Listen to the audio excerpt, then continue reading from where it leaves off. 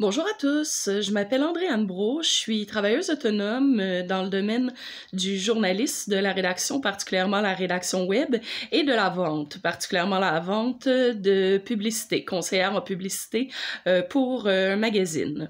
Donc aujourd'hui, ce que j'ai envie de vous parler, c'est du narcissisme et plus particulièrement du gaslighting.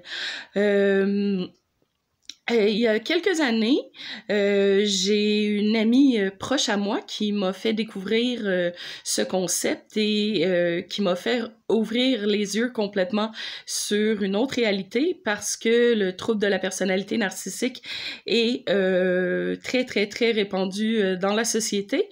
Puis les personnes souvent qui en sont victimes en sont même pas conscientes, peu importe leur niveau d'intelligence et tout ça. Donc aujourd'hui, je voulais vous donner des signes que vous avez peut-être affaire à une personne narcissique et que on vous gazette peut-être. Donc je vais vous nommer quelques phrases et si vous avez l'impression que quelqu'un de votre entourage, souvent ça peut être des membres de la famille, parfois ça peut être des amis, une relation amoureuse, un patron, si vous avez l'impression que ces phrases-là sont des phrases que vous vous faites souvent dire, puis que ça vous amène à remettre en doute votre façon de penser, vos croyances, ce qui est vrai, ce qui est faux, et même votre valeur de vous-même. Souvent, les gens qui sont victimes d'abus narcissiques vont même jusqu'à penser que c'est eux le problème. Mais écoutez, si vous entendez ces phrases-là régulièrement d'une même personne, c'est pas vous le problème.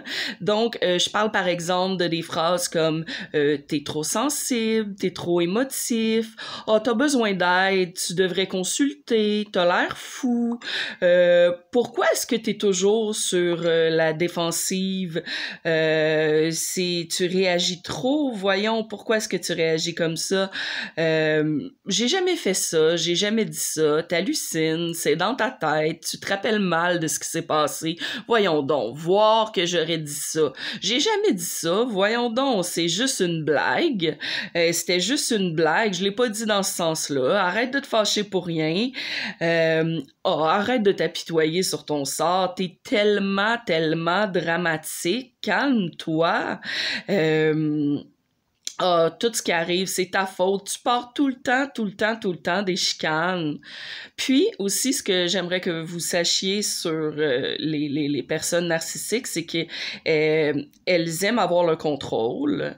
Elles ont un problème de personnalité qui fait qu'elles ne pourront jamais admettre qu'elles ont tort, parce que dans leur vision à eux, elles sont toujours certaines que c'est l'autre qui a tort, parce que pour elles, le but des autres devrait être de répondre à leurs besoins et de les combler. Donc, tout ce qui est les sentiments des autres, les opinions des autres. Par exemple, si vous avez une opinion différente du narcissique, puis que vous voulez l'exprimer, cette personne-là souvent va vous dire « Arrête de te mettre en colère, arrête de t'astiner, tu me fais encore perdre patience, c'est encore de ta faute, regarde, t'argumentes encore. » Mais dans le fond, vous avez juste une opinion différente, puis vous avez le droit d'avoir une opinion différente. Puis souvent, quand vous allez essayer de dire à cette personne-là qu'elle vous blesse, mais elle va répliquer en se sentant attaquée, puis en disant tout ce que vous avez pas fait de correct, puis elle va se fâcher contre vous, s'en aller en claquant la porte, vous donner le traitement du silence, bouder, vraiment les narcissiques sont comme des enfants de 2-3 ans qui font une crise parce qu'ils ont pas ce qu'ils veulent.